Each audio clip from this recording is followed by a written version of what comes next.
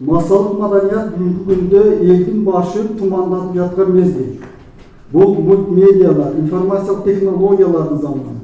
Мына ушул маселелер бүгүнкү күндө бизди адабияттан, руханий маданияттан алыстатып жатат.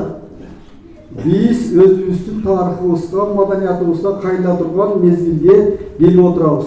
Ал кайсы жерден башталат? Ал мына ушул бала бакчалардан, ал мына ушул мектептерден башталат. Мына ушул маселени ишке ашырып жаткан мына ушул эмгек жамаатына, ошол маселени колдоп жаткан өзгөчө мамлекеттик администрацияга, билим берүү бөлүмүнө терең ыраазычылык билдирип коюп уруксат этесиздер.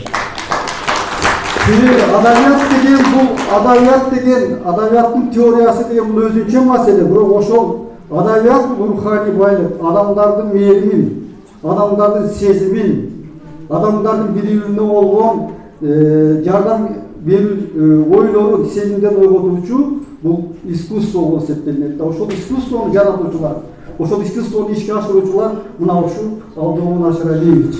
Мына ушулар бар үчүн биз эл болуп отурабыз. Мына ушулар бар үчүн биз калк болуп атабыз. Мына ушулар бар үчүн биз мамлекет боло алабыз.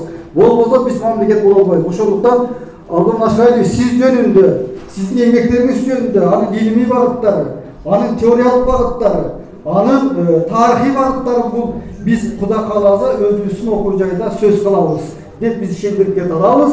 Азыр бул кыскача гана сөз. Ошондуктан мен айтарым, өзгөчө биздин мамлекеттик администрация жетекчиси сизге жана Ырысбекке, сизге өзгөчө ушу атардын жол басып ушул жерге келип бизге ишибизди иш-чарабызды колдоп жатканыңыз чоң рахмат сиздерге. Анан ошол учурда атын атабай кетсек болбойт. Тамам мырза, сизге да рахмат. Сизге чоң ыраазычылык билдиребиз. Мына ушул иш-чараларды анан ушул өзгөчө бизде мына кошуна районубуз Алаохан мамлекеттик администрациянын башчысы, мен сиздин атыңызды тааныбайт экенмин, кечирип коесуз. Ишенбай сизге чоң рахмат. Мына ушул эмесем анча адамдар келбейт азыр адабиятты.